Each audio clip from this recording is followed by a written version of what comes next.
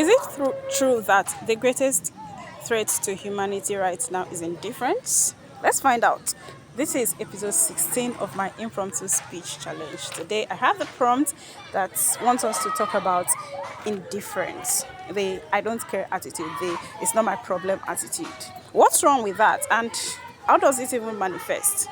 So you notice somebody getting oppressed in your presence, you skip, you ignore it, it's not you, so you overlook it. Someone likes to sit alone, stay alone. Your classmate just wants to stay alone and not be bothered, eats the lunch alone, doesn't talk to anybody, and you're like, okay, maybe that's just what the person wants, and you ignore, you don't make any efforts to check on the person to find out if they're okay. Indifference shows up in so many ways at home, at school, on the street, everywhere. On the surface, it doesn't look like a big problem. But the challenge with that is a lot of people start becoming indifferent because they see others not caring. So the collective shrug because your neighbor doesn't give a damn. You too, you don't give a damn. And before you know it, nobody gives a damn. So the tap is rushing uncontrollably. So one person walks past and doesn't stop it. You two walk past, you don't stop it. Trust me, the third person is going to walk past and will stop it.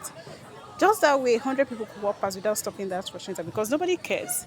But that rushing tap would actually hurt everybody in the long run, and we'll all collectively suffer for it. For just an action that one person could have made efforts to stop.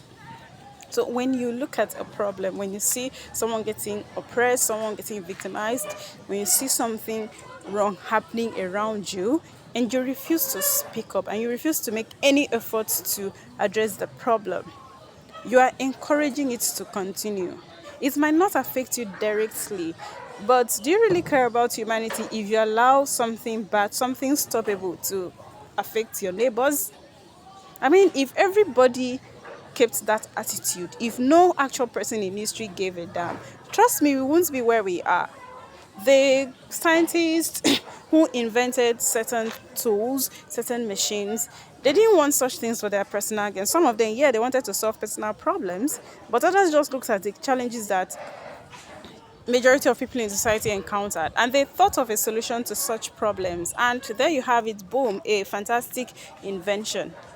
So I encourage you today to actually care, to actually make an effort to care enough about humanity to do something. If someone around you is getting oppressed, you should speak up. If something is happening wrong around you, you should actually speak up. Okay, don't wait to be nudged. Because that silence you maintain, you're encouraging another person to be silent. And you don't know how far that attitude of silence can go. It is good to be silent at times, I know. But then if something that can hurt humanity is happening around you and you don't care, my dear, you are contributing to the hurt everybody will experience. Slavery would have ended earlier. In fact, it would never have happened if all the people spoke up. I'm sure there were people in that generation who did not support slavery, but they just didn't care enough to stop it. But when enough people suddenly started caring, slavery became a thing of the past in so many societies. Women have a right to vote, to own property, because somebody cared enough, people cared enough to fight for such. As a country, Nigeria, we have independence because people cared enough to fight for our independence. So I challenge you today, there should be something you care enough about that you want to fight for. Do that today. Do not invest in the collective shrug. Don't let your silence be a threat to humanity. Thank you.